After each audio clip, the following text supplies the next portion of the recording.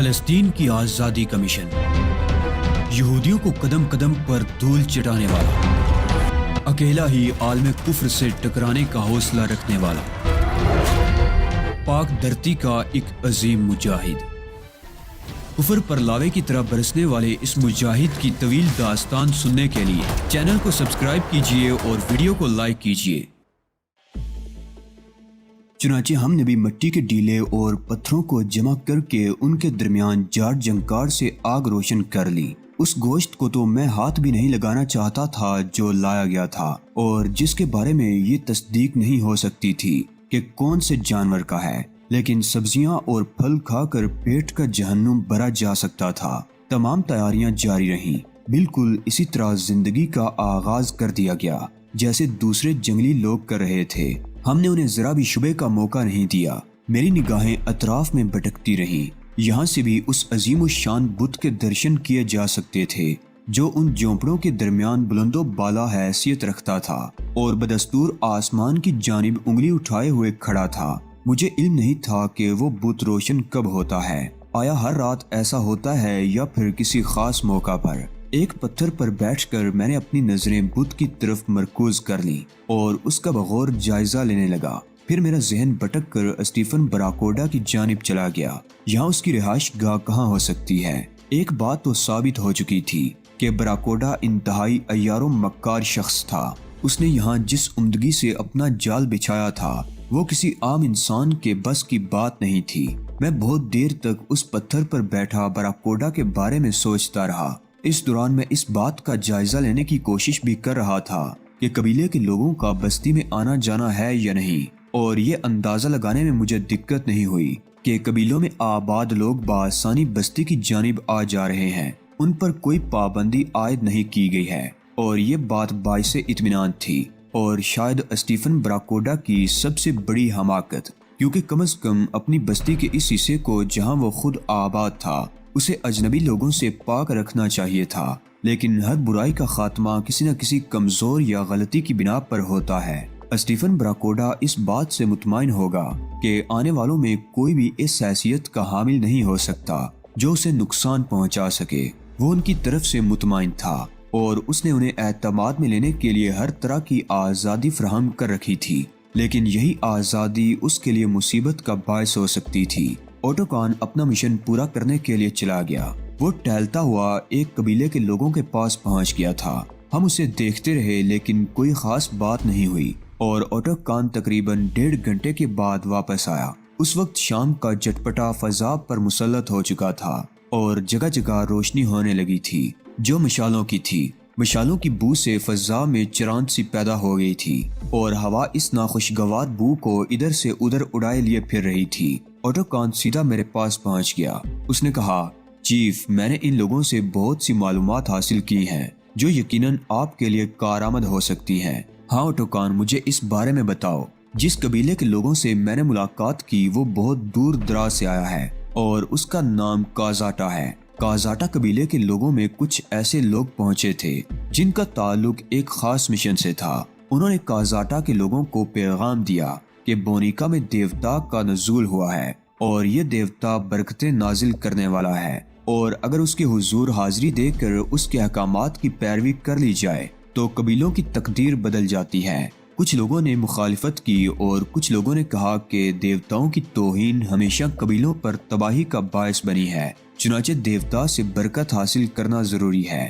اس کے بعد ہی قبیلے کے تقریباً 60 افراد یہاں آئے ہیں۔ ان لوگوں کو کھلی اجازت ہے کہ دیوتا کی زیارت کریں اور جب تک دل چاہے کرتے رہیں۔ بونیکا کی طرف آنے والے مہمانوں کی ہر طرح خاطر مدارت کی جاتی ہے اور وہ جتنے دن بھی یہاں قیام کرنا چاہیں قیام کر سکتے ہیں۔ دیوتا کی طرف سے انہیں پیغامات ملتے ہیں اور کازاٹا قبیلے کو بھی دیوتا کا پیغام مل چکا ہے۔ خوب، پیغام کیا ہے؟ میں نے سوال کیا۔ پیغام یہ ہے چیف کہ صحرائے اعظم میں رہنے والے قبیلوں کو ایک بہت بڑا خطرہ لاحق ہے۔ باہر سے آنے والے ان کا وجود، ان کی بستیوں کا وجود مٹا دینا چاہتے ہیں اور اس کے لیے زبردست پیمانے پر تیاریاں کی جا رہی ہیں۔ باہر سے آنے والوں نے افریقہ کے مختلف حصوں کو اپنی کارروائیوں کے لیے منتخب کر لیا ہے اور وہاں ان کا قیام ہے۔ قبیلوں کو اطلاع دی گئی ہے کہ وہ جنگی تیاریاں کریں اور ایسے جوانوں کو تیار کر لیں جو ان لوگوں سے جنگ کر سکیں کہ قربانی کے بغیر قوموں کی بقا بہت مشکل ہوتی ہے۔ دیوتا نے ان سے کہا ہے کہ ایک موزوں وقت کا انتظار کیا جا رہا ہے، پھر اس موزوں وقت پر لاتعداد قبیلے جمع ہو کر باہر سے آنے والوں کی سمت جلغار کریں گے اور انہیں مٹا دیں گے۔ یہی پیغام ہر قبیلے کے لوگوں کو دیا جاتا ہے اور کازاٹا والوں کو بھی یہ پیغام مل چکا ہے۔ وہ اب واپسی کی تیاریاں کر رہے ہیں۔ کیا انہیں بونیکا کی خاص بستی میں آنے جانے کی اجازت ہے؟ وہ ہر جگہ آسانی سے گھوم پھر سکتے ہیں۔ بونیکا میں بازاروں کا سلسلہ شروع ہو چکا ہے، وہاں سے انہیں مفت اشیاء ملتی ہیں اور اگر وہ ان کے عوض کچھ دینا چاہیں تو وہ بھی قبول کر لیا جاتا ہے۔ ٹھیک ہے اوٹوکان، تمہاری معلومات ہمارے لیے انتہائی قیمتی ہیں۔ اور کوئی حکم چیف؟ اوٹوکان نے فرما برداری سے کہا۔ نہیں، میرا خیال ہے فی الحال اتنی ہی معلومات کافی ہیں، اور یہ اچھی بات ہے کہ کم از کم ان لوگوں کے درمیان آنے جانے کی پابندی نہیں ہے۔ اور کوئی ایسی خاص بات تو نہیں اوٹوکان جس سے ہمیں محتاط رہنا چاہیے؟ نہیں چیف، اس کے علاوہ اور کچھ نہیں معلوم ہو سکا، لیکن تم اطمینان رکھو، ابھی میں دوسرے قبیلوں کے لوگوں سے بھی ملوں گا۔ ہاں، یہاں بہت سے قبیلے موجود ہیں، میں نے کہا، اور اوٹوکان خاموش ہو گیا۔ پروفیسر جوناتھن اور بٹ بھی میرے نزدیک موجود تھے۔ پروفیسر کے چہرے پر عجیب سے تاثرات تھے۔ رات گہری ہو گئی اور دفعتاً ہم نے فضا میں ایک تیز روشنی محسوس کی۔ اس وقت ہماری آنکھیں حیرت اور دلچسپی سے چمک اٹھی جب ہم نے اس بورے پتھر کے بت کو کسی سونے کے مجسمے کی مانند چمکتے دیکھا۔ یقیناً چاند نہیں نکلا تھا، یہ روشنی اس بت کے اندر ہی سے منعکس ہو رہی تھی، جبکہ دور سے دیکھنے پر وہ شیشے کا بھی نظر نہیں آتا تھا۔ بت کی اس کیفیت پر ہم سبھی لوگ اس کی جانب متوجہ ہو گئے تھے اور ایک بلند جگہ سے اس کا نظارہ کر رہے تھے۔ تب ہم نے عجیب و غریب مناظر دیکھے۔ وہ ہاتھ جو آسمان کی جانب اٹھا ہوا تھا آہستہ آہستہ نیچے گرا اور پھر اپنی جگہ سے اٹھ کر سیدھا ہو گیا، اور ہم نے اس ہاتھ سے سرخ رنگ کے پھولوں کی بوچھاڑ ہوتے دیکھی۔ یہ آتش فشاں پھول تھے جو بت کے ہاتھ سے نکل کر فضا میں منتشر ہو رہے تھے اور پرواز کرتے ہوئے دور دور تک جا رہے تھے۔ پروفیسر جوناتھن جلدی سے اپنے کچھ آلات نکال کر مصروف ہو گئے۔ اس نے اپنے لیے ایک تنہا جگہ منتخب کر لی تھی اور یہاں وہ اپنے آلات کی مدد سے اس بت کے بارے میں کچھ تجزیہ کر رہا تھا۔ میں نے یا کسی اور نے اسے ڈسٹرب کرنے کی کوشش نہیں کی، بس ہم اپنے طور پر اس کا جائزہ لیتے رہے۔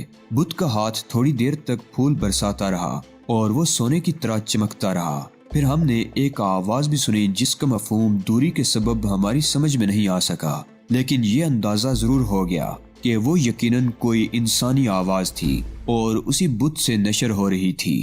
افریقہ کے رہنے والے سادہ لو انسانوں کو متاثر کرنے کے لیے یہ جادوئی اعجاز بہت کافی تھا، اور یقیناً پتھر کے اس روشن اور بولتے بت کو دیکھ کر کون تھا جو اپنے ذہن پر قابو پا سکتا، جبکہ افریقہ کے سادہ دل وحشی صرف تہمات پر ہی یقین کر لینے کے عادی تھے۔ انہیں متاثر کرنے کے لیے اس سے اچھا طریقہ اور کوئی نہیں ہو سکتا تھا۔ آتشی پھول نکلنا بند ہو گئے اور بت کا ہاتھ پھر اپنی جگہ پر واپس آ گیا۔ اب اس کی انگلی اسی انداز میں آسمان کی جانب اٹھی ہوئی تھی اور رفتہ رفتہ اس کی روشنیاں مدھم پڑتی جا رہی تھی، یہاں تک کہ فضا میں پھیلا ہوا سنہری اجالا ختم ہو گیا اور پھر عجیب و غریب قسم کی آوازیں سنائی دینے لگی، جن میں ڈول بجنے اور درختوں کے تنے پیٹنے کی آوازیں بھی شامل تھیں۔ غالباً کوئی قبیلہ زیارت کے لیے گیا تھا اور اب وہ فیض یاب ہو کر واپس آ رہا تھا۔ میں نے گہری سانس لی اور پروفیسر جوناتھن کی طرف دیکھنے لگا۔ بٹ کے چہرے پر بھی گہری سنجیدگی کے آثار تھے۔ تھوڑی دیر کے بعد پروفیسر جوناتھن اپنی جگہ سے اٹھ کر میرے قریب پہنچ گیا۔ اس نے اپنے پاس موجود آلات سنبھال کر رکھ لیے تھے۔ میں نے سوالیہ نگاہوں سے اسے دیکھا تو وہ مسکرا کر بولا، وہی سب کچھ جس کی توقع تھی۔ کیا پروفیسر؟ میں نے وضاحت طلب نگاہوں سے دیکھتے ہوئے کہا، وہ بت یقینی طور پر کسی ایسے مادے سے بنایا گیا ہے جو روشنی کو جذب کرتا ہے۔ اس روشنی کو پورے بت میں پھیلانے کے لیے شاید کسی جنریٹر وغیرہ سے کام لیا جاتا ہے جو یقینی طور پر زیر زمین ہوگا، کیونکہ اس کی ہلکی سی بھی آواز فضا میں منتشر نہیں ہوتی۔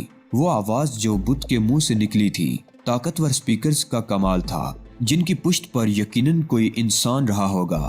یہ کوئی ایسی بات نہیں علی جو قابل حیرت ہو۔ یہ سب کچھ کرنا تو بہت آسان ہے، لیکن ان توہم پرست افریقیوں کے لیے یہ بہت بڑی بات ہے۔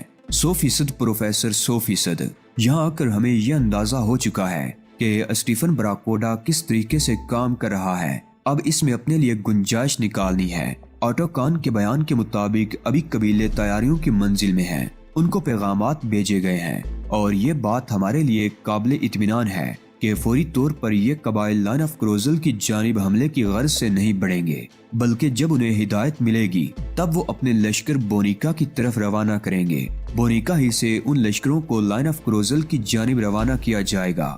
گویا کم از کم اس بات کا تو اطمینان ہو گیا کہ فوری طور پر لائن آف کروزل کو کوئی خطرہ نہیں ہے۔ اگر ہم بونیکا میں ان کا پورا منصوبہ تلپٹ کر دیتے ہیں تو میرے خیال میں یہ خطرہ ٹل سکتا ہے۔ ہاں لیکن علی، قبائلیوں کے ذہن میں جو بات بیٹھ گئی ہے اس کے لیے کیا کرو گے؟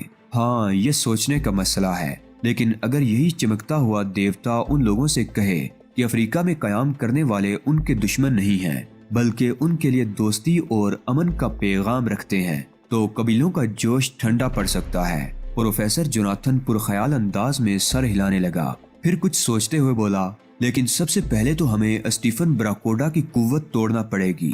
یقیناً ہمارا پہلا کام یہی ہوگا، میں نے جواب دیا۔ بڈ کہنے لگا، چیف جب ہمیں بونیکا کی بستی میں جانے کی اجازت ہے تو پھر کیا یہ ضروری ہے کہ ہم یہیں قیام کریں؟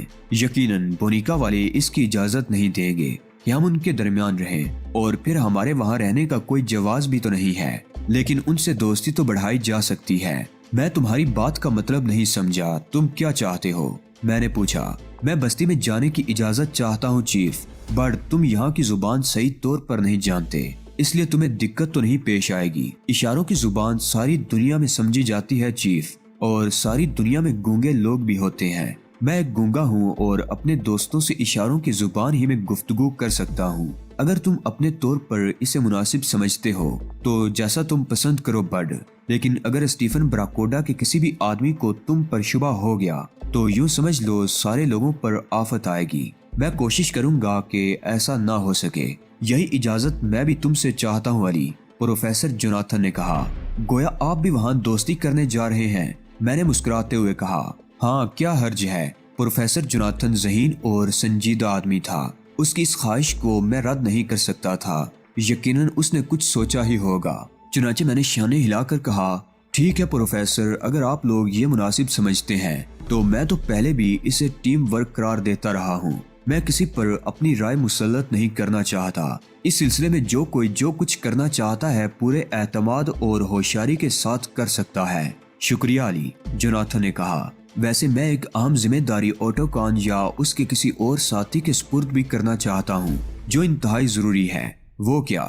آٹو کان کے کان کھڑے ہو گئے۔ آٹو کان، ہم لوگ سان بین سے تعلق رکھتے ہیں اور یقیناً سان بین والے ابھی اس طرف نہیں آئے، ورنہ ہماری آمد کو تعجب کی نگاہ سے دیکھا جاتا۔ کیا یہ بہتر نہیں ہوگا کہ تم ساحلی علاقے پر یا ان راستوں پر نگاہ رکھو جو بونیکا کی سمت آتے ہیں، تاکہ اگر سان بین کے لوگ آ رہے ہوں تو ہم اپنے طور پر محتاط ہو جائیں؟ درست کہتے ہو چیف، اس ممکنہ خطرے کا سد باب کرنے کے لیے یہ احتیاط ضروری ہے۔ آپ اطمینان رکھیں، میں چند آدمیوں کی ڈیوٹیاں لگائے دیتا ہوں۔ آٹو کان سے گفتگو کرنے کے بعد میں نے اپنے لیے ایک جگہ منتخب کی، پھر پتھروں سے چنے ہوئے ایک ڈھیر کے قریب زمین صاف کر کے میں لیٹ گیا۔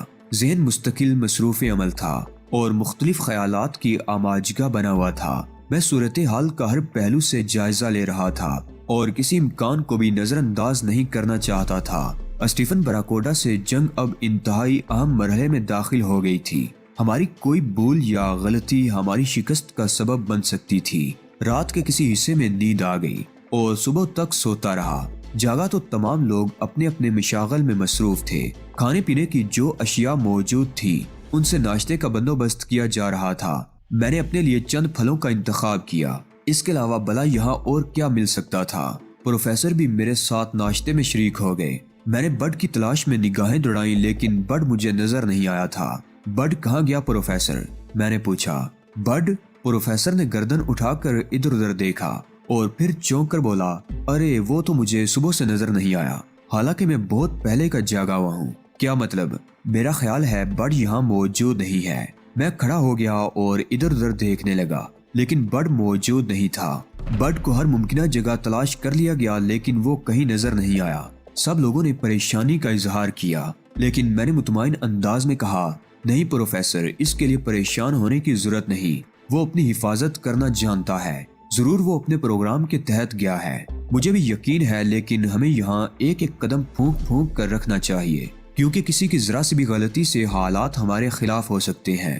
آپ کا کہنا درست ہے مسٹر جوناتھن، لیکن ایک بات بارہا میرے مشاہدے میں آئی ہے، بعض اوقات جتنی زیادہ احتیاط برتی جائے اتنی ہی نقصان دہ ہو جاتی ہے، اور پھر ہمیں تیز رفتاری سے اپنا کام کرنے کے لیے اس قسم کے خطرات مول لینا ہی پڑیں گے۔ جوناتھن نے گردن ہلاتے ہوئے کہا، ہاں یہ بات میں جانتا ہوں، اگر آپ مطمئن ہیں مسٹر علی تو پھر مجھے کوئی تشویش نہیں، میرے خیال میں بڈ خود بھی سمجھدار آدمی ہے، میرے ساتھ مہمات میں شریک ہو چکا ہے، اس کی حرکتیں بعض اوقات بچکانہ ضرور ہوتی ہیں، لیکن اس نے ہمارے لیے کبھی کوئی بڑا خطرہ پیدا نہیں کیا۔ جوناتھن خاموش ہو گیا۔ سارا دن بڈ کا کوئی پتہ نہیں چل سکا تھا۔ اوٹوکان اور میکنو کو میں نے اس پروگرام کے تحت بھیج دیا تھا جو ہم پہلے ترتیب دے چکے تھے، یعنی اگر اتفاق سے سانبین کے باشندے بھی اسی دوران ادھر کا رخ کر لیں تو ان پر نگاہ رکھی جائے۔ یہ رات بھی اسی انداز میں گزر گئی۔ بڈ ابھی تک واپس نہیں آیا تھا۔ اس کی اس طویل گمشدگی نے اب کسی قدر مجھے بھی تشویش کا شکار کر دیا تھا۔ چنانچہ دوسرے دن کے لیے میں نے کچھ منصوبے ترتیب دے لیے۔ پروفیسر جوناتھن سے میں نے دوسری صبح کہا کہ میں خود بھی اب بستی میں چہل قدمی کروں گا۔ جوناتھن نے کوئی جواب نہیں دیا تھا۔ ان کی آنکھیں کسی گہری سوچ میں ڈوبی ہوئی تھی۔ پھر انہوں نے کہا، میں رات کو بھی اپنے کام میں مصروف رہا ہوں، جہاں انتہائی منظم پیمانے پر لاسلکی پیغامات کے ذریعے طریقے گفتگو رائج ہے۔ جگہ جگہ ایک دوسرے کو پیغامات نشر کیے جاتے ہیں۔ خوب پروفیسر، آپ کی مشین تو کام کر رہی ہوگی۔ ہاں، لیکن ابھی تک کوئی ایسی بات معلوم نہیں ہو سکی جو کارآمد ثابت ہو سکے۔ ایک بات میں بھی آپ کو بتا دوں مسٹر علی کہ جب آپ واپس آئیں تو ممکن ہے میں بھی آپ کو نہ مل سکوں، لیکن میرے بارے میں کسی تشویش کا شکار نہ ہو۔ ہم سب کو ان حالات میں اپنی فہم و فراست کے مطابق کام کرنا ہے پروفیسر جوناتھن، اس لیے میری طرف سے کسی پر کوئی پابندی نہیں ہے۔ میں نے جواب دیا اور پروفیسر نے سر خم کر کے میرا شکریہ ادا کیا۔ میں اپنے لیے جو لائحہ عمل منتخب کر چکا تھا اس کے تحت کام کرنے نکل گیا۔ میں نے فیصلہ کیا تھا کہ بستی کے اندرونی حصوں میں داخل ہو کر ان لوگوں کے معاملات کا جائزہ لوں، لہٰذا اس پروگرام کے تحت میں بستی کی جانب چل پڑا۔ بونیکا پوری طرح آباد تھا اور وہاں کی زندگی میں ایک سلیقہ پیدا ہو چکا تھا۔ یقیناً اسٹیفن براکوڈا نے ان لوگوں پر دسترس حاصل کرنے کے بعد انہیں تہذیب سے آشنا کرنے کی کوشش کی ہوگی، جن کے سبب ان کی بدوباش میں کچھ بہتری پیدا ہوئی ہوگی، لیکن مکمل طور پر تو بہرحال یہ ممکن نہیں تھا کہ انہیں مہذب بنایا جا سکتا، اور پھر یہ براکوڈا کے مفاد میں بھی نہیں ہوتا، لہٰذا افریقہ کی وحشی زندگی کے آثار بھی نظر آ رہے تھے۔ بونیکا کے لوگ اپنے اپنے کاموں میں مصروف تھے۔ بستی کے اطراف میں کھیتی باڑی کے آثار بھی نظر آ رہے تھے۔ زمین سے پانی نکالنے کے لیے ایک باقاعدہ نظام قائم کر دیا گیا تھا، جس سے یہ افریقہ کے غیر مہذب وحشی پورا فائدہ اٹھا رہے تھے، اور انہیں اس کے استعمال کا طریقہ بھی سکھا دیا گیا تھا۔ میں ان تمام چیزوں کا جائزہ لیتا رہا اور ایک بار پھر بستی کی آبادی میں داخل ہو گیا۔ اب میرا رخ اس آتشی بت کی جانب تھا جو دن میں صرف بورے پتھر کا ایک مجسمہ نظر آتا تھا، لیکن رات میں روشن ہو جاتا تھا۔ مجسمہ طویل و عریض تھا۔ اس کے قدموں میں ایک سیاہ رنگ کا چبوترا بنا ہوا تھا، جس کے سامنے کے حصے میں قربان گاہ نظر آ رہی تھی۔ اس قربان گاہ کے سامنے ایک بڑا سا پیالہ زمین پر بنا ہوا تھا، جس میں گاڑھا گہرا سیاہ خون جمع ہوا تھا، جس کا مطلب تھا کہ یہاں انسانوں کی قربانی بھی دی جاتی تھی۔ اسٹیفن براکوڈا نے یہاں کی وحشیانہ رسموں کو زندہ رکھا ہوا تھا، اور ان وحشیوں کو مطمئن رکھنے کے لیے نہایت سائنٹیفک طریقے سے کام لیا گیا تھا تاکہ وہ بالکل ہی اس سے برگشتہ نہ ہو جائیں۔ میں اس قربان گاہ سے تھوڑے فاصلے پر کھڑا یہاں کے مناظر دیکھتا رہا۔ کسی نے میری جانب توجہ نہیں دی تھی۔ میری نگاہیں اس دوران ایسے لوگوں کو بھی تلاش کرتی رہی تھی جو میرے اندازے کے مطابق افریقہ کے باشندے نہ ہوں، بلکہ ان کی شکل اپنا کر ان میں گل مل گئے ہوں، لیکن میں ایک بھی ایسا شخص تلاش نہ کر سکا تھا۔ وہاں سے ہٹ کر میں ایک ایسے حصے کی جانب جا نکلا جسے بازار کہا جا سکتا تھا۔ باقاعدہ دکانیں نہیں تھی، چیزوں کے انبار جگہ جگہ لگے ہوئے تھے، اور ان کے عقب میں انہیں فروخت کرنے والے موجود تھے۔ پتہ نہیں خرید و فروخت کا یہ طریقہ کس بنیاد پر تھا۔ میں جائزہ لیتا رہا۔ لوگ آتے اور اپنی ضروریات کی چیزیں حاصل کر لیتے، کوئی کسی کو کچھ دیتا اور کوئی کچھ نہ دیتا۔ اور وہ آگے بڑھ جاتے۔ سمجھ میں نہیں آ رہا تھا کہ اس سلسلے میں کیا نظام قائم کیا گیا ہے۔ پھر میری نگاہ ایک شخص پر پڑی۔ یہ ایک دراز قامت بوڑھا تھا جس کی گردن میں اسلحہ لپٹا ہوا تھا اور لوگوں کا ہجوم اس کے پیچھے پیچھے جا رہا تھا۔ بوڑھا کچھ خبط الحواس معلوم ہوتا تھا، مقامی ہی تھا، پتہ نہیں لوگ اس سے کیا کہہ رہے تھے۔ وہ بار بار انہیں جھڑک دیا کرتا۔ پھر اچانک ایک عورت اس کے سامنے پہنچ گئی۔ اس کی آنکھیں آنسوؤں سے تر تھیں اور اس کی گود میں ایک چھوٹا سا بچہ موجود تھا جو غالباً سو رہا تھا۔ عورت بوڑھے کے سامنے رک گئی اور روتے ہوئے اس نے بچے کو بوڑھے کے قدموں میں ڈال دیا۔ بوڑھا ٹھٹک کر رک گیا تھا۔ وہ عورت کو گھورتا رہا اور عورت روتی رہی۔ پھر اس نے بچے کو دیکھا اور اس کے بعد اس نے اپنی جولی میں ہاتھ ڈال کر کوئی چیز نکالی اور انتہائی بے دردی سے بچے کے منہ میں ٹھونس دی۔ اس کے بعد وہ بچے کو اپنے پاؤں سے ایک طرف ہٹاتا ہوا آگے بڑھ گیا تھا۔ میری سمجھ میں نہیں آیا کہ یہ سب کیا تھا۔ عورت کے انداز سے بڑی عقیدت جھلک رہی تھی۔ وہ بچے کو اٹھا کر خوشی خوشی ایک طرف چلی گئی۔ بوڑھا کچھ قدم آگے بڑھ گیا تھا۔ دفعتاً کسی نے میرے شانے پر ہاتھ رکھ دیا اور میں ایک دم چونک پڑا۔ پلٹ کر دیکھا تو بٹ کو پہچاننے میں دقت نہیں ہوئی۔ میرے چہرے پر ایک لمحے کے لیے مسرت و حیرت کے آثار نمودار ہوئے تھے۔ چلتے رہو چیف، تماشا دیکھ رہے ہو نا؟ اس پوری بستی میں کھیل تماشے بکھرے ہوئے ہیں۔